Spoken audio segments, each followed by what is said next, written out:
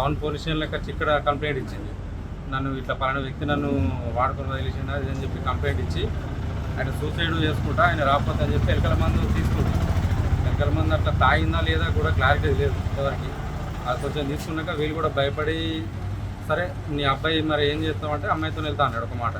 సరే మీ ఇష్టం అని చెప్పి వీళ్ళు కూడా ఎదురుకి వచ్చేసి ఎందుకంటే పంపించకపోతే నేను చనిపోతా అని చెప్పి వీళ్ళని బ్లాక్మెయిల్ చేసిందాను ఫస్ట్ ఆఫ్ ఆల్. అట్లా అంటే అబ్బాయి తల్లిదండ్రులను ఎవరు వస్తే వాళ్ళకు కూడా అదే చెప్పింది. నేను తాగుతున్నా ఆల్రెడీ తాగినా నేను చనిపోతే మీరందరు కారకులు అన్నట్టు చెప్పిందాన్ని. ఆ భయానికి ఆయన కూడా అతను కూడా వెళ్ళిపోయాడు. ఇవాళ మరి వాళ్ళు ఎక్కడ ఉంటున్నారు ఏందని కూడా మాకు తెలియదు. ఆమె రోజు ఏమంటుంది నేను ఇక్కడ జీవితాలే ఉంటున్నామంటుంది. మరి కొట్టి చంపింది ఎవరు? వాళ్ళ భర్త అని చెప్తున్నా ఏమని అడిగితే వాళ్ళ భర్త గంగాధర్ అంట. గంగాధర్ కాదు ఇంకెవరో కూడా ఉన్నారని మా అనుమానం ఉంది. ఈమె కూడా అటుగిట్ట సపోర్ట్ చేసిందా అట్లా అనుమానాలు కూడా మాకున్నాయి. ఆమెను కూడా విచారించాలి తప్పకుండా ఖచ్చితంగా. లేకుంటే ఆమె ఏదో మా ముందు ఏడుతుంది కానీ ఆమె కూడా వాళ్ళకి సపోర్ట్గా ఉందని మాకైతే అనిపిస్తుంది. పురాణలో అయితే దాంతో పూర్మల ఉంటే దాంతో సోపర్ చేసి హైదరాబాద్ దిగపోయాను. దిగకపోతే మరిపల్లి పోలీస్ స్టేషన్కి వచ్చారు. వచ్చినాక హరీష్ వచ్చాడు. అప్పుడు ఎస్ఐ తోటి మాట్లాడి అడిగోళ్ళు వచ్చిన ఇంటి దూరకు వచ్చాను. తోలకైతే మళ్ళీ ఒక 15 రోజులు మళ్ళీ వచ్చి మళ్ళీ పోయినాక అప్పుడు ఈ పోలీస్ స్టేషన్లో పెట్టి మళ్ళీ వాళ్ళే ఉంటా వచ్చి మన శ్రీనివాసరెడ్డిని మళ్ళీ అప్పుడు వాళ్ళు మాట్లాడేది ఉప సర్పంచ్ వీళ్ళు మాట్లాడితే ₹1,00,000 ఇస్తాను తీసుకొని పోమంటే ఫోన్ అన్నది. నాకు ఆడే కావాలన్నది. ఈయన అడిగిన నాకు అదే కావాలన్నది. ఆయన సప్లైకి ఇద్దరు కలిసి మళ్ళీ వేరు. వాడు ఎలకల మందు బుక్కింది ఈ పోలీస్ స్టేషన్ కాడ. నాకు ఈడే కావాలని అయితే ఇంటికి తీసుకొచ్చి చేసినాక మళ్ళీ ఇద్దరు కలిసి మళ్ళీ వేరు. కొద్దిగా తర్వాత ఏం జరిగింది అనేది మనకి ఏం తెలియదు. అంటే మీరు ఇట్లా పెళ్లి చేసుకున్నారా? చేసుకోలే గట్టిగానే పెళ్లి చేసుకోలే.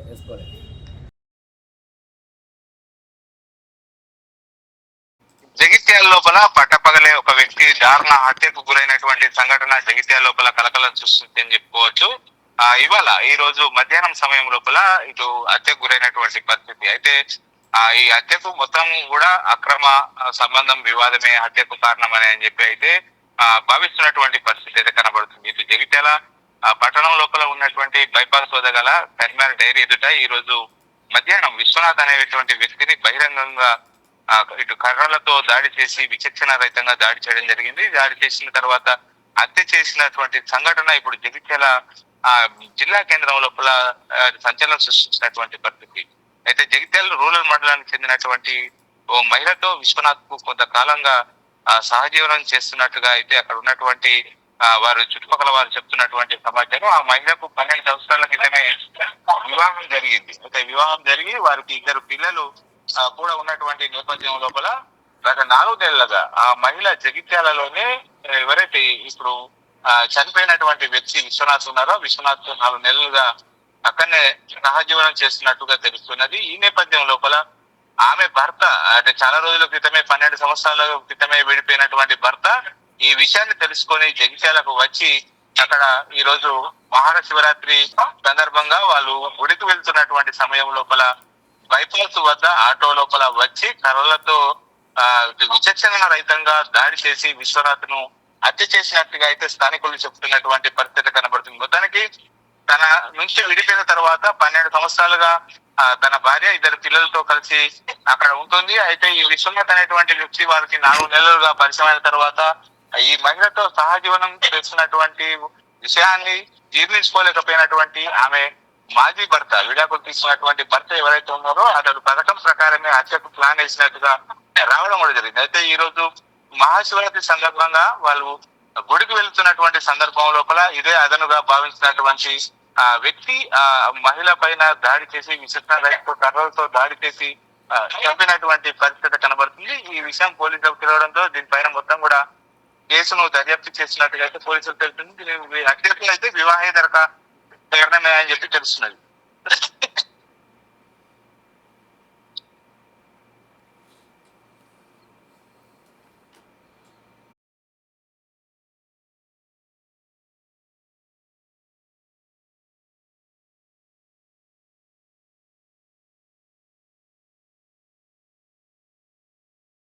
విడిపోయిన తర్వాత విశ్వనాథ్ తో వివాహేతర సంబంధం కొనసాగిస్తున్నది. 2 పిల్లలతో కలిసి నగర శివార్ లోపల బైపాస్ లోపల ఉన్నటువంటి ఒక రూమ్ ను అద్దెకు తీసుకొని వారు సహజీవనం చేస్తున్నటువంటి నేపథ్యం లోపల ఈ విషయం భర్తకు కూడా తెలియడం జరిగింది. అయితే ఆమె విడాకులు తీసుకొని వెళ్ళిపోయిన తర్వాత కూడా ఆమె సహజీవనం చేయడాన్ని జీర్ణించుకోలేకపోయినటువంటి భర్త ఎలాగైనా కానీ ఆ భార్యను ఇటు ఏదైతే తన నుంచి విడిపోయిన తర్వాత ఎలా సహజీవనం చేస్తుంది వేరే వ్యక్తితోని అని చెప్పి అయితే ఆ వివాహేతర సంబంధాన్ని గమనించినటువంటి భర్త ఈ రోజు పథకం ప్రకారమే అక్కడికి రావడం కూడా జరిగింది. ఈ నేపథ్యం లోపలనే అక్కడికి వచ్చి ఇటు విచక్షణ రహితంగా అయితే కర్రలతో దాడి చేసినటువంటి పరిస్థితి కనబడుతుంది. మొత్తానికి ఒకసారిగా బహిరంగంగా కర్రలతో దాడి చేసి హత్య చేయడంతో ఆ ప్రాంతం లోపల అసలు ఎందుకు ఈమె పైన దాడి చేస్తున్నారు అనేటువంటి కోణం లోపల అయితే అక్కడ ఉన్నటువంటి వారందరూ కూడా ఎంక్వైరీ చేశారు. అయితే గతం లోపల 12 సంవత్సరాల క్రితమే ఆమె విడిపోయినట్టుగా తెలియని పరిస్థితులు ఉన్నటువంటి నేపథ్యం లోపల ఇటు సహజీవనం చేస్తున్నటువంటి కోణం లోపలనే ఆమె మాజీ భర్త ఇక్కడికి వచ్చి దాడి చేసి ఆ కర్రలతో దాడి చేసి ఆమెను ఇటు ఏదైతే దాడి చేసి హత్య చేసినటువంటి నేపథ్యం లోపల ఇప్పుడు పోలీసులు పోస్ట్ మార్టం కోసం అయితే మృతదేహాన్ని ఆసుపత్రికి తరలించారు. ఈ విషయం పైన పూర్తిగా పోలీసులు కేసు నమోదు చేసి మొత్తం దర్యాప్తు కూడా చేస్తున్నటువంటి పరిస్థితి. మొత్తం ఏదేమైనప్పటికీ మహిళ హత్యకు వివాహేతర సంబంధమే కారణం అని చెప్పి గతం లోపల తన నుంచి వివాహేతరం అంటే విడాకులు తీసుకొని విడిపోయినటువంటి భర్తనే ఆమె వేరే వారితో సహజీవనం చేస్తున్నటువంటి నేపథ్యం లోపల అది సహించలేకనే వారి పైన దాడి చేసి హత్య చేసినట్టుగా అయితే వీటి ప్రాథమిక నిర్ధారణకు వచ్చినటువంటి పరిస్థితి కనబడుతుంది.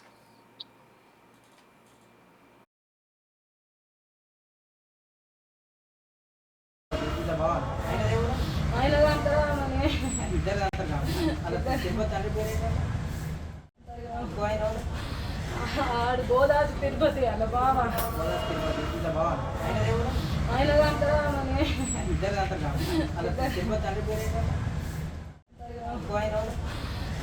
ఆడు గోదావరి తిరుపతి అలా బావా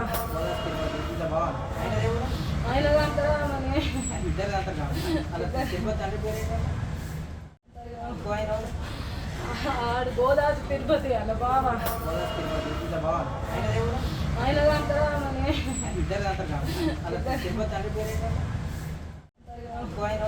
ఇక్కడ టౌన్ పోలీస్ స్టేషన్లోకి వచ్చి ఇక్కడ కంప్లైంట్ ఇచ్చింది.